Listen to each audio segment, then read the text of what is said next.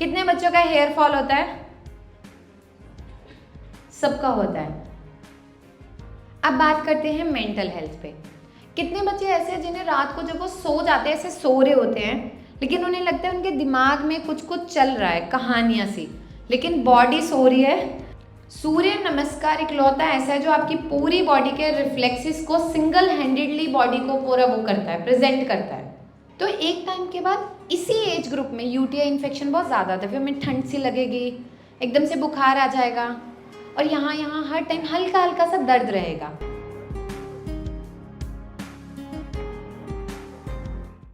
कितने बच्चों का हेयर फॉल होता है? सबका होता है ना? तो वो हमारे बाल क्या हैं? बालों का खाना क्या है?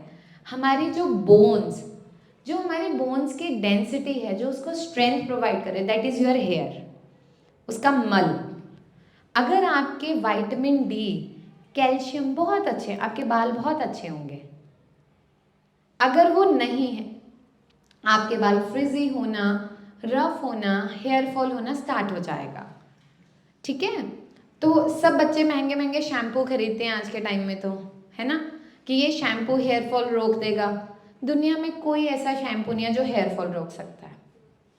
एक भी ऐसी चीज़ नहीं है, कोई ऐसी स्पा नहीं है जो आपके हेयर फॉल को रोक सकती है।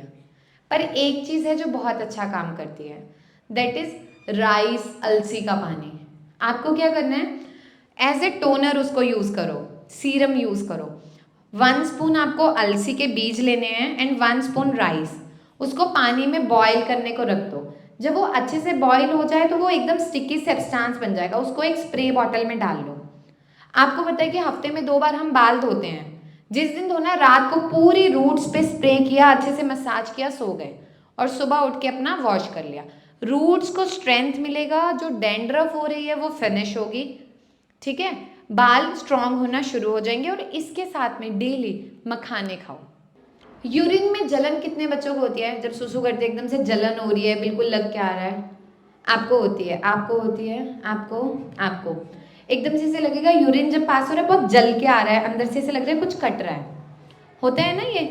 क्योंकि हम जब स्कूल में होते हैं, बहुत सारे बच्चे एक ही वॉशरूम को यूज़ करते हैं, टीचर्स हैं, सब लोग हैं। तो एक टाइम के बाद इसी एज ग्रुप में यूटीआई इन्फेक्शन बहुत ज़्यादा था, फिर हमें ठंड सी लगेगी, एकदम से बुखार आ जाएगा, और यहाँ यहाँ हर टाइम हल्का हल्का सा दर्द रहेगा। होता है कितने बच्चों के साथ? आप क्या करते हो इस टाइम पे? दवाई खाते हो? कितने बच्चे दवाई खाते हैं? नहीं खाते। अच्छा, मम्मी को बताते हो कि ऐसा हो रहा है? बताते नहीं। इसीलिए तो हमने ये कैंपेन स्टार्ट किया कि इनसे ना इनकी भाषा में समझाया जाए। बताओ बेटा, मम्मी को भी नहीं बताते हो? बताते हो? नहीं बताते। अच्छा, अब मैं आपको बताती हूँ आपको क्या करना है। बहुत सिंपल तरीका है और आप ठीक हो जाओगे। जब आप 2-3 मंथ्स इसको रेगुलर कर लोगे, आपको ये प्रॉब्लम दोबारा होगी ही नहीं। ठीक है? आपको क्या करना है, साबुत धनिया होता है ना, साबुत धनिया सबको पता है, बीन बोलते हैं जिसको हम, है ना? आधा चम्मच साबुत धनिया लेना है। ठीक है? उसको 1 गिलास पानी में बॉईल करना है। जब उसको अच्छे से बॉईल कर लिया, वो 1/4 रह गया, तो उसको सुबह डेली अपना एम्प्टी स्टमक आप उसका पानी पियोगे, पहली चीज़। और दूसरी चीज़, चटनी कौन कौन खाता है? चटनी किसको पसंद है? सबको पसंद है, उससे खाने का टेस्ट और बढ़ जाता है। ऐसा होता है ना? तो मम्मी को बोलना है कि मेरी मैम ने बोला है मुझे ना धनिए की चटनी बना के दो। 1 वीक 10 डेज आप रेगुलर धनिए की चटनी बनाओ 1 कटोरी, और उसको रेगुलर खाओ।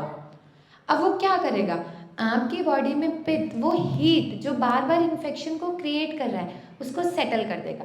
तो जो आपको यूरिन में जलन हो रही है ना, वो वहीं रुक जाएगी। ठीक है? ओके? कितने बच्चों की हाइट नहीं बढ़ रही? हाइट नहीं बढ़ रही, और आप क्या करते हो? स्ट्रेचिंग करते हो और स्किपिंग करते हो। और अच्छा, आपसे आप 2 चीज़ ऐड करोगे। फर्स्ट इज पपीता। पपीते में पेपरेन होता है जो आपके ग्रोथ हार्मोन को बूस्ट करता है, तो आपकी हाइट को बढ़ाने में वो हेल्प करेगा। फर्स्ट चीज़। दूसरी चीज़, कैल्शियम का इंटेक बढ़ाओगे। अब दूध तो हमें पसंद नहीं होता, बहुत लोगों को पसंद है, बहुत लोग कहते हैं मम्मी क्या देती रहती है दूध पीने को, उल्टी आ रही है, यहीं से वापस आ रहा है। होता है ना यार, मैं भी तुम्हारे जैसी थी, मैंने भी यही बहाने मारे हैं, उल्टी आ रही है, यहाँ से वापस आ रहा है, मत दो मुझे, होते हैं ना। तो आपको क्या करना है, जो वाइट कलर के तिल होते हैं ना, तिल तो पता है ना, तो मम्मी को बोलना है कि मुझे 1/4 स्पून यानी थोड़ा सा 2 ग्राम तिल डेली आपको खाने हैं चबाकर अच्छे से। तो ये आपके ग्रोथ हार्मोन को बूस्ट करेंगे और हाइट को बढ़ाने में हेल्प करेंगे, क्योंकि हम क्या बोलते हैं पीरियड्स आ गए तो हाइट नहीं बढ़ती है ना, पर ऐसा नहीं है, हाइट आपकी 20 तक ग्रो होती है, बस हमें एक पुश देना है। जो पुश है वो आपको स्ट्रेचिंग देगी, पपीता दे देगा, और साथ में जब आप तिल लोगे वो भी दे देगा। और कितने बच्चे ऐसे जिन्हें अस्थमा की दिक्कत है या ब्रीदिंग में इश्यू होता है? आपको होता है। कोई ऐसा बच्चा है जो पंप लेता है या नेबुलाइजर लेता है? नेबुलाइज आप लेते हो कितनी बार? मैम एक्चुअली जब मैं बीमार पड़ जाती हूँ तब ज़रूरत पड़ती है नेबुलाइजर की। और पंप इनहेलर की? नो मैम, एक्चुअली जब मैं छोटी थी 3 to 4 इयर्स की तब मुझे ज़रूरत होती थी। ब्रोंकाइटिस है थोड़ा। ठीक है बेटा, देखो कुछ प्रॉब्लम है जो बच्चों में बहुत कॉमन है, जैसे ब्रोंकाइटिस, अस्थमा, बहुत एम्फिसीमा तो बहुत रेयर है बट ये कॉमन है। जब हम छोटे छोटे होते हैं हमारे पेरेंट्स को नहीं पता होता, हम बीमार होते हैं एंटीबायोटिक्स एंटीबायोटिक्स एंटीबायोटिक्स, थोड़ा सा बीमार हुआ चलो दवाई, थोड़ा सा उसकी वजह से हमारी इम्यूनिटी बहुत वीक हो जाती है। तो सबसे पहले आप इसको अभी रिवर्स कर सकते हो।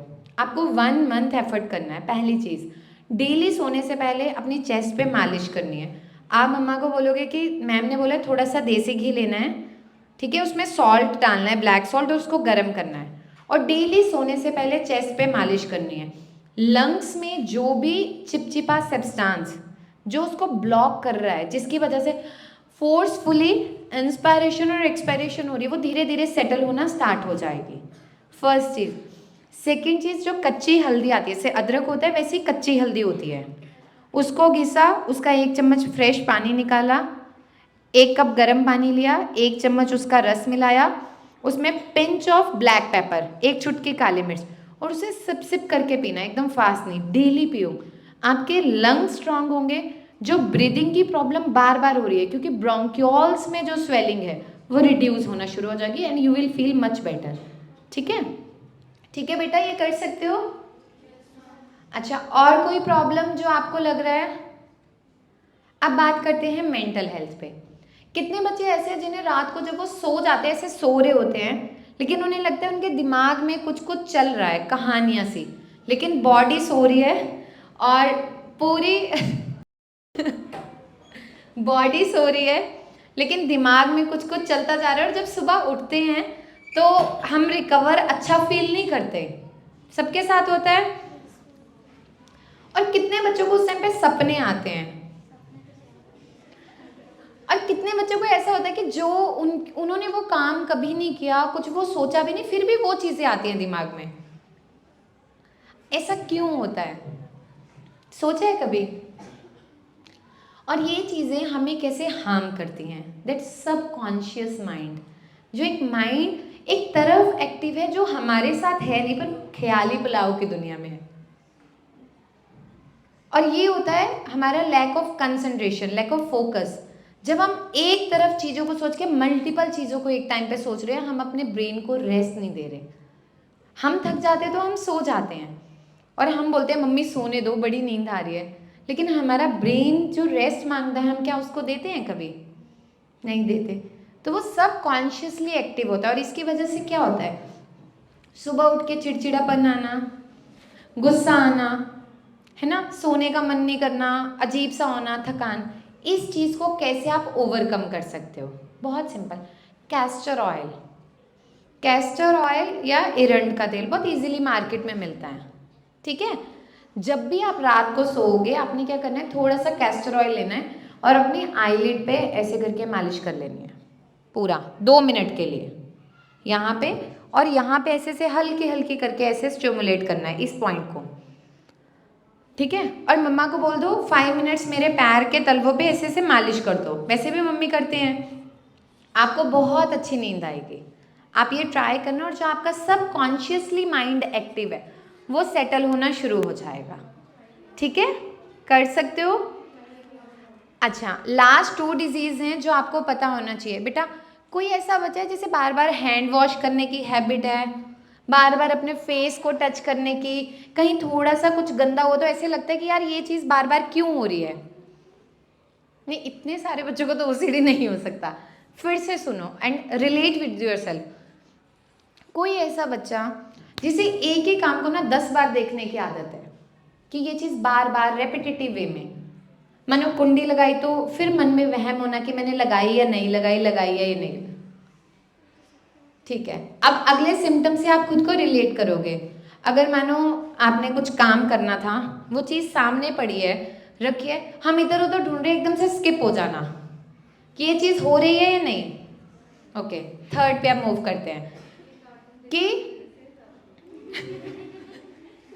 थर्ड चीज़ कि जैसे मानो घर पे कोई ऐसी चीज़ थी आपके रूम में, आप किसी को चाहते नहीं आप आए और मन करता है मैं ज़्यादा अकेले बैठूं, अकेले में बात करूं, थोड़ा सा कभी कभी ऐसे एकदम से मन करेगा मैं अभी तो बहुत खुश हूँ और अभी एकदम से उदास हो गया। ये किसके साथ होता है? इस चीज़ पे बेटा आपको ध्यान देना है क्योंकि इस पे हम कभी डिस्कस नहीं करते। एक ऐसी प्रॉब्लम जिसको हम ओसीडी बोलते हैं, ऑब्सेसिव कंपल्सिव डिसऑर्डर, एक ऐसा डिसऑर्डर जो हमारी पर्सनैलिटी को रिफ्लेक्ट करता है। पर्सनैलिटी डिसऑर्डर कई बार किसी किसी की हैबिट होती है, पर किसी किसी में वो बहुत ज़्यादा सिवियर होने लग जाता है और वो इतना सिवियर हो जाता है कि एक टाइम के बाद हमारी लाइफ जो है वो बहुत ज़्यादा डिस्टर्ब हो जाती है। हम किसी को चाहते नहीं हमारे पास कोई आए, हम किसी को सामने नहीं देखना चाहते और वो बहुत ज़्यादा हमारी सिचुएशंस को ट्रिगर कर देती है। वहाँ पे हम क्या करें? जिनके साथ भी ऐसे होता है आपको अपनी कंसंट्रेशन पे काम करना है।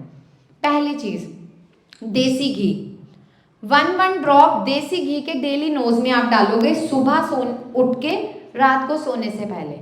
ऐसे नोज पकड़ा, हल्का सा गर्म किया, इसमें डाल के रबिंग कर ली। ये क्या करेगा? नर्व्स को स्टिमुलेट करेगा। वेगस नर्व जो सबसे लॉन्गेस्ट है उसको करेगा और आपकी पर्सनैलिटी को धीरे धीरे रिफ्लेक्ट करने में हेल्प करेगा। पहली चीज़। दूसरी चीज़ जो आपको घर पे रेगुलरली करनी है, सूर्य नमस्कार। सूर्य नमस्कार इकलौता ऐसा है जो आपकी पूरी बॉडी के रिफ्लेक्सेस को सिंगल हैंडेडली बॉडी को पूरा वो करता है, प्रेजेंट करता है। ठीक है। And the third, music therapy.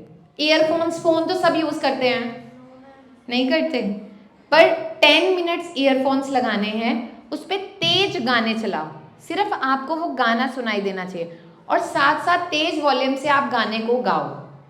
जब आप तेज तेज गाना गाओगे सिर्फ आपकी कंसंट्रेशन में वो सॉन्ग होना चाहिए, आप होने चाहिए और वो जो प्ले हो रहा है वो होना चाहिए। जब आप इसको पूरा कर लोगे तो ये क्या करेगा, धीरे धीरे करके आपके माइंड को रिलैक्स करेगा और जो पर्सनालिटी डिसऑर्डर जो अंदर अभी स्टार्ट हुआ है अपन अपना, वो वहीं पे फिनिश हो जाएगा। ठीक है, कर लोगे? पक्का?